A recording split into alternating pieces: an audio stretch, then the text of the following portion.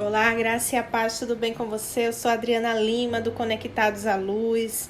Estou de volta para mais uma leitura dos sublinhados e comentados de Joyce Meyer, Campo de Batalha da Mente, Vencendo a Batalha em Sua Mente. No capítulo 13, uma mente julgadora, crítica e desconfiada. Não julgueis para que não sejais julgados. Mateus capítulo 7, versículo 1. Muitos tormentos vêm à vida das pessoas por causa de atitudes de julgamento, de crítica e de desconfiança. Multidões de relacionamentos são destruídos por esses inimigos. Uma vez mais, a mente é o campo de batalha. Pensamentos. Apenas eu penso pode ser a ferramenta que o diabo usa para manter uma pessoa solitária. As pessoas não gostam de estar perto de alguém que precisa dar uma opinião sobre tudo. Para ilustrar, certa vez conheci uma mulher cujo marido era um empresário muito rico. Ele era geralmente muito calmo e ela queria que ele falasse mais.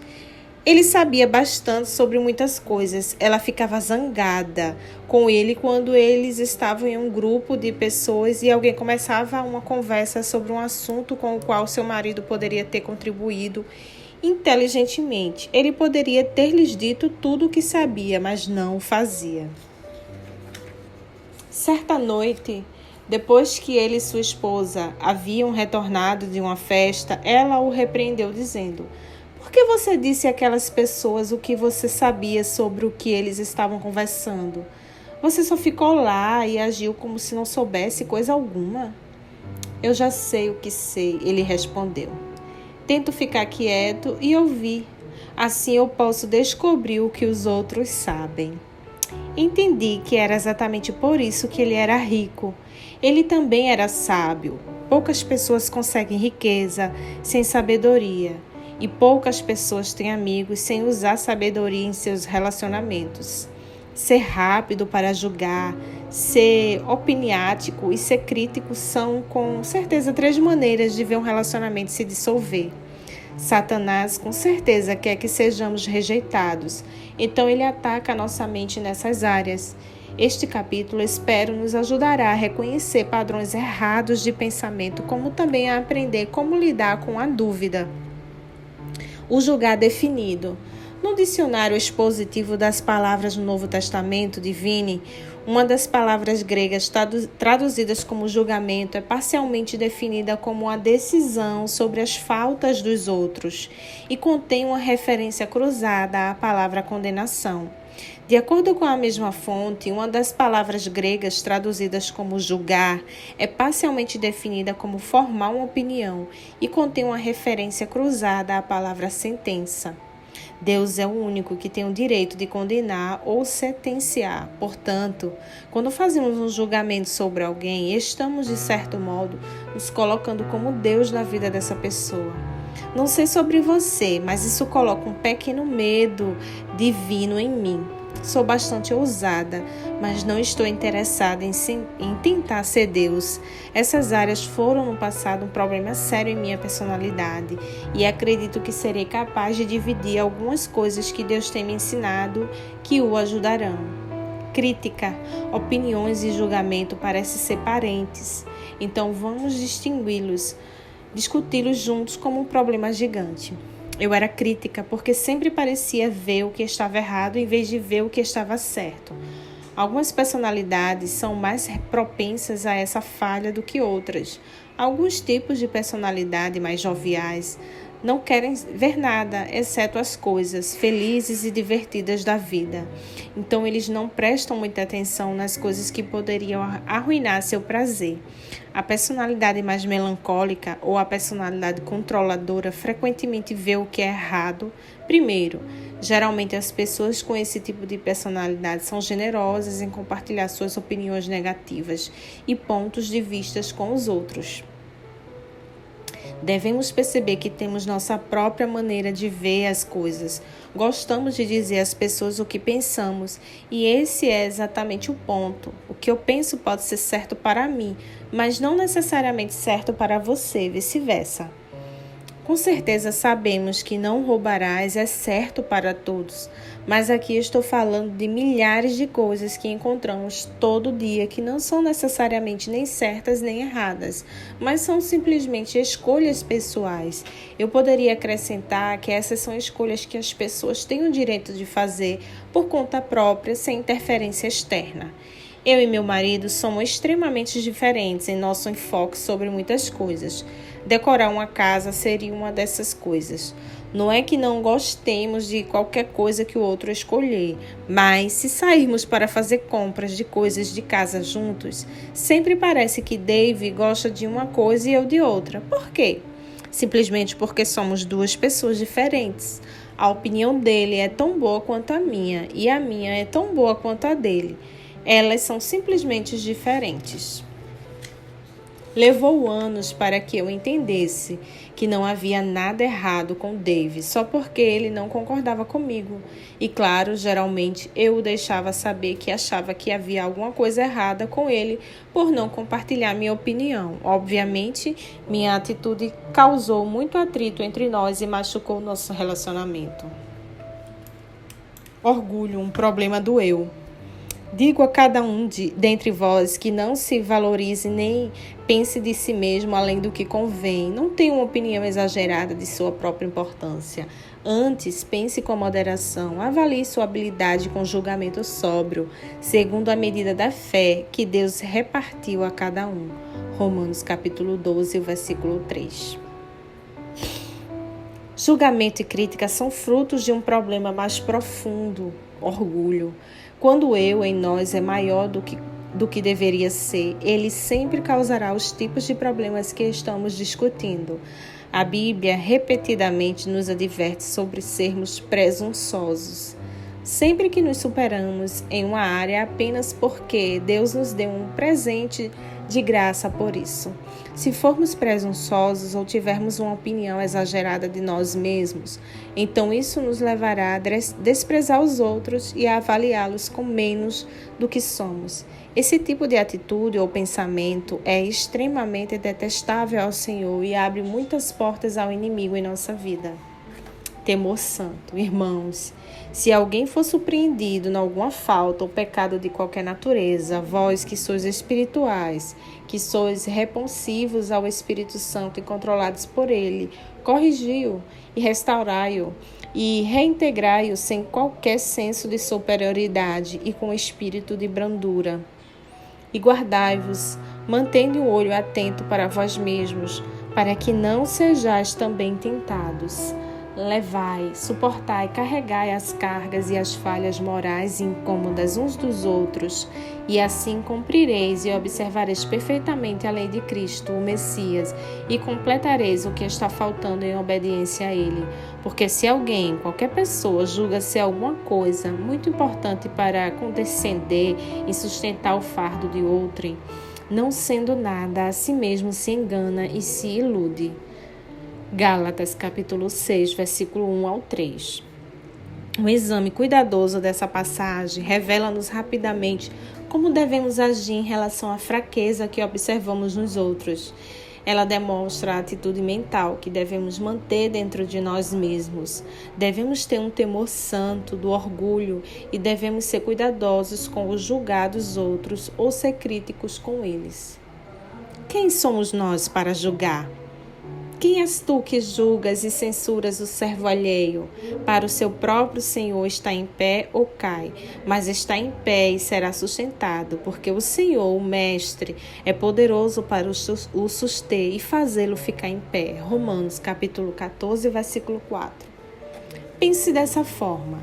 Digamos que sua vizinha viesse à sua porta e começasse a instruí-lo sobre o que seus filhos deveriam vestir para a escola e quais as matérias ela achava que eles deveriam fazer. Como você reagiria? Ou suponha que sua vizinha lhe dissesse que ela não gostava do jeito como sua empregada, com a qual você está muito satisfeita, limpava sua casa. O que você diria à sua vizinha? Esse é exatamente o ponto que essa passagem está assinalando. Cada um de nós pertence a Deus e mesmo que tenhamos fraquezas, Ele é capaz de nos fazer ficar em pé e nos justificar. Damos conta a Deus, não uns aos outros. Portanto, não devemos julgar um ao outro de maneira crítica.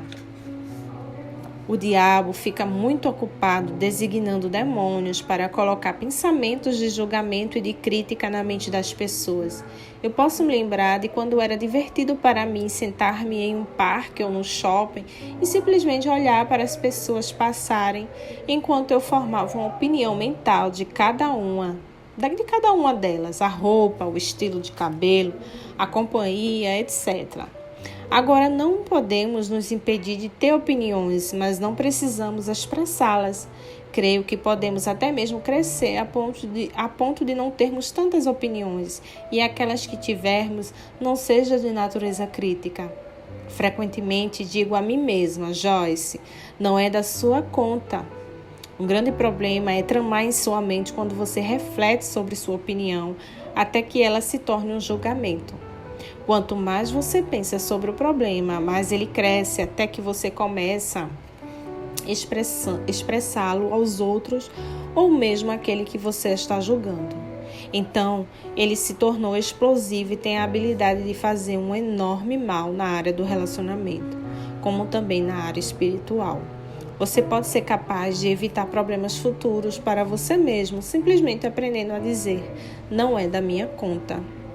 Julgamento e crítica eram desenfreados em minha família, então cresci com eles, por assim falar. Quando esse é o caso, como pode ser com você? É como tentar jogar bola com uma perna quebrada. Eu estava tentando jogar bola com Deus. Eu queria fazer as coisas do jeito dele, pensar e agir do jeito dele, mas não podia. Levou anos de infelicidade até que eu aprendesse sobre as fortalezas em minha mente com as quais eu precisava lidar antes que meu comportamento pudesse mudar. Lembre-se, suas ações não vão mudar até que sua mente mude.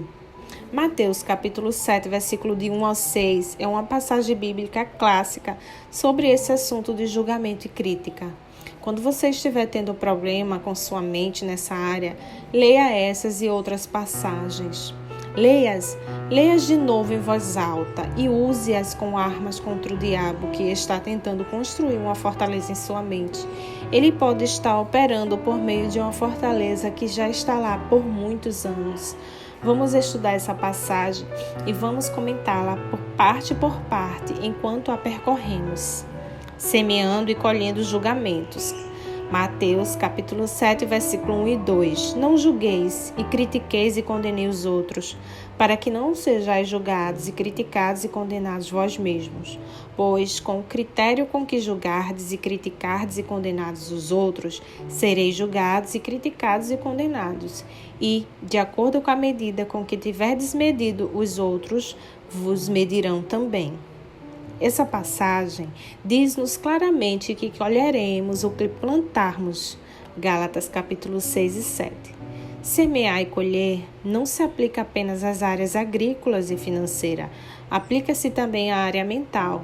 Podemos semear e colher uma atitude da mesma forma que uma plantação ou um investimento. Um pastor que conheço diz que quando ele ouve que alguém falou dele de forma maldosa e com julgamento, ele se pergunta, eles estão semeando ou eu estou colhendo? Muitas vezes estamos colhendo em nossa vida o que semeamos anteriormente na vida de outra pessoa. Médico, cura-te a ti mesmo. Porque vês e olhas fixamente tu o argueiro minúsculo que está no olho do teu irmão, porém não reparas e meditas na trave de madeira que está no teu próprio olho? Ou como dirás a teu irmão, deixe-me tirar o minúsculo argueiro do teu olho, quando tens a trave no teu? Hipócrita! Tira primeiro a trave do teu próprio olho e então verás claramente para tirar o minúsculo argueiro de olho do teu irmão. Mateus capítulo 7, versículo 3 ao 5. O diabo, ele ama manter-nos ocupados, julgando mentalmente as falhas dos outros. Dessa forma, jamais vemos ou lidamos com o que está errado em nós. Não podemos mudar os outros, apenas Deus pode. Não podemos mudar nós mesmos, mas podemos cooperar com o Espírito Santo e permitir que ele faça a parte dele. O primeiro passo para qualquer liberdade, entretanto, é encarar a verdade que o Senhor está tentando nos mostrar. Quando temos nossos pensamentos e conversas fofocados no que está errado com todos os outros, estamos geralmente sendo enganados sobre nossa própria conduta. Portanto, Jesus ordenou que não nos preocupássemos com o que está errado com os outros. Quando temos tantos erros com nós mesmos, permita que Deus lide com você primeiro, e então você aprenderá a forma bíblica de ajudar seu irmão a crescer em sua caminhada cristã. Amai-vos uns aos outros. Não deis aos cães o que é santo, as coisas sagradas. Nem lanceis ante os porcos as vossas pérolas, para que não as pise com os pés e voltando-se vos dilacerem. Mateus capítulo 7, o verso 6. Creio que essa passagem bíblica está se referindo à nossa habilidade dada por Deus para amar uns aos outros. Temos uma habilidade, uma ordem de Deus para nos amarmos uns aos outros, mas em vez disso, os julgamos e criticamos. Tomamos algo santo, amor, e o jogamos para os cães e os porcos, espíritos demoníacos. Abrimos as portas para que eles sapateiem sobre as coisas santas e voltem e nos rasguem em pedaços. Precisamos entender que a caminhada do amor é proteção para nós contra os ataques demoníacos. Não acredito que o diabo possa fazer muito mal a alguém que realmente anda em amor. Quando fiquei grávida do nosso quarto filho, eu era uma cristã batizada com o Espírito Santo, chamada para o ministério e uma diligente estudante da Bíblia. Havia aprendido a exercitar minha fé para a cura. Entretanto, durante os 3 primeiros meses da gravidez, fiquei com muito enjoo. Perdi peso e energia. Passava a maior parte do meu tempo no sofá, nauseada e tão cansada que quase não podia me mexer.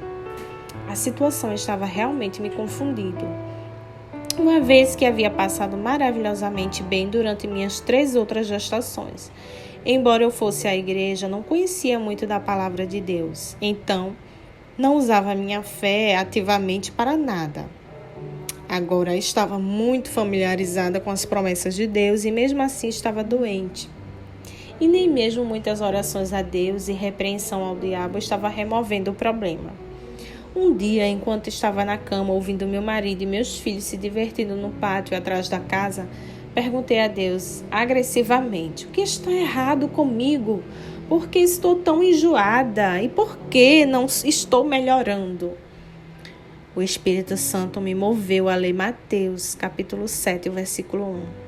Perguntei ao Senhor o que aquela passagem tinha a ver com a minha saúde.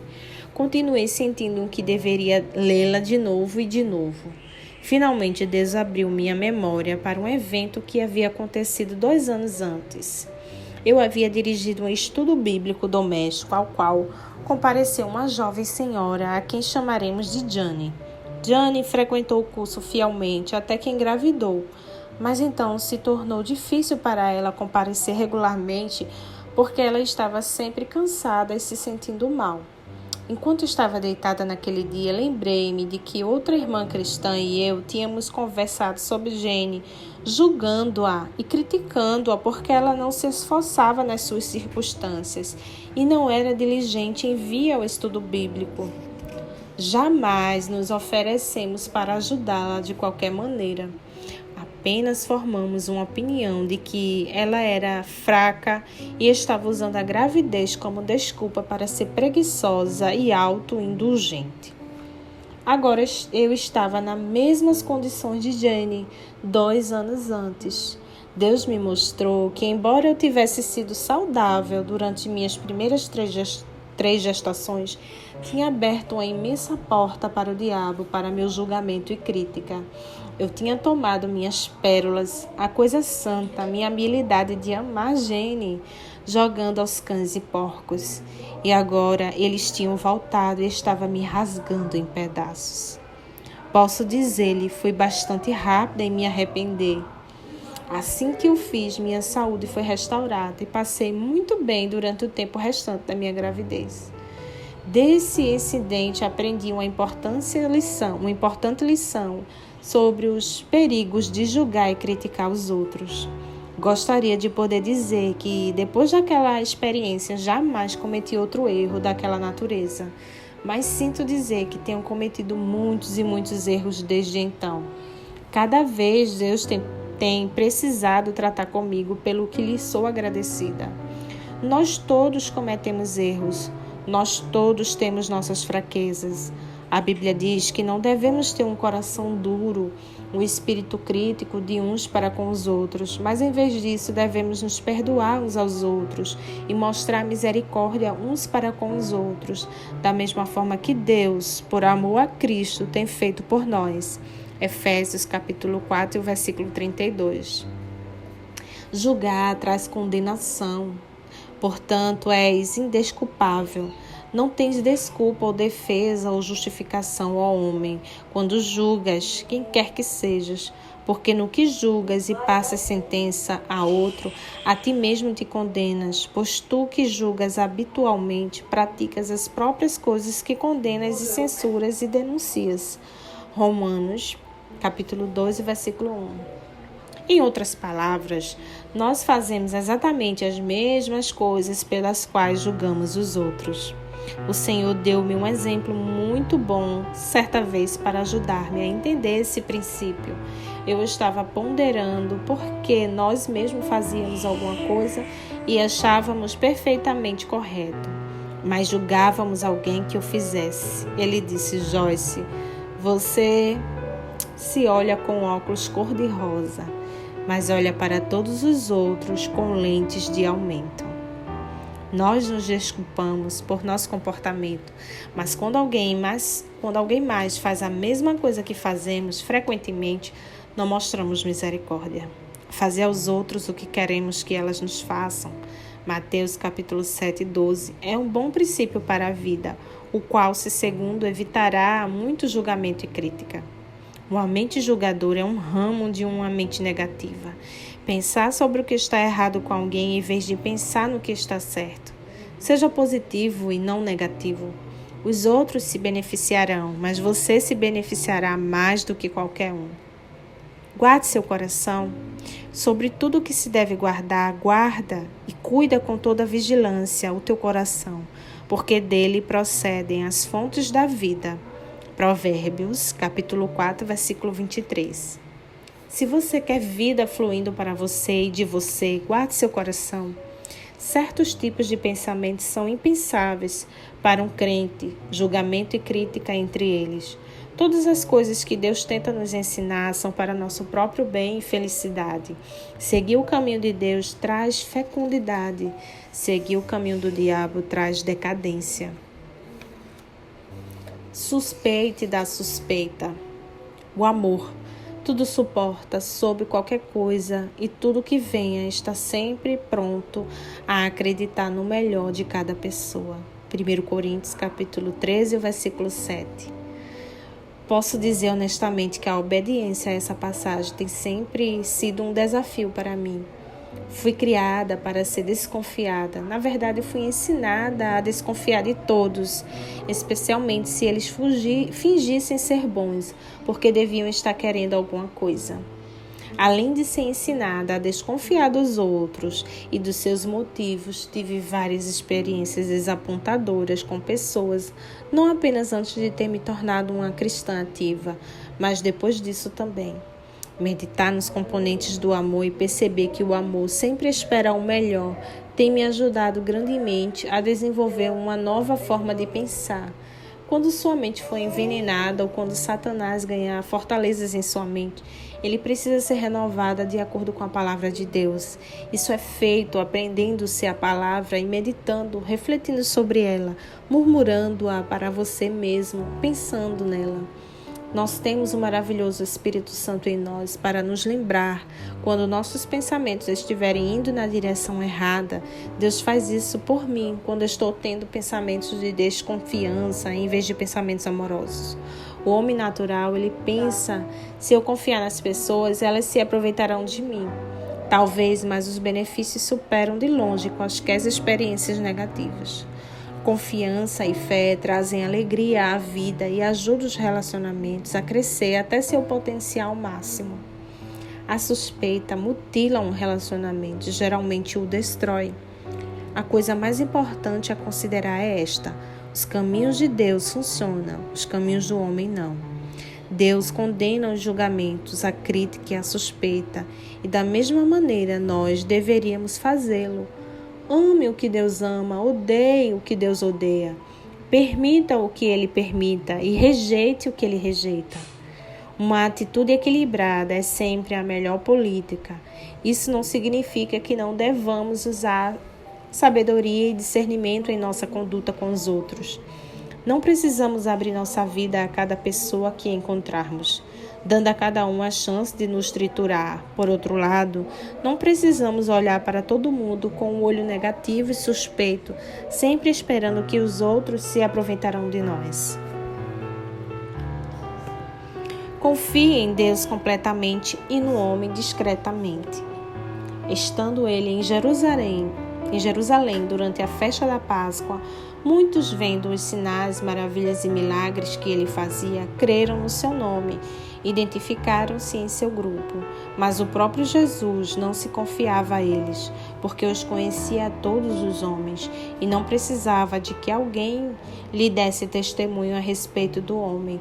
Ele não precisava que ninguém lhe desse evidência sobre os homens, porque ele mesmo sabia o que era a natureza humana. Ele podia ler os corações dos homens. João, capítulo 2, versículo 23 até o 25. Certa vez, depois que fui envolvida em uma situação desapontadora na igreja, Deus trouxe João, capítulo 12, versículo 23 ao 25, à minha atenção. Essa passagem fala do relacionamento de Jesus com seus discípulos. Ela diz claramente que ele não se confiava a eles.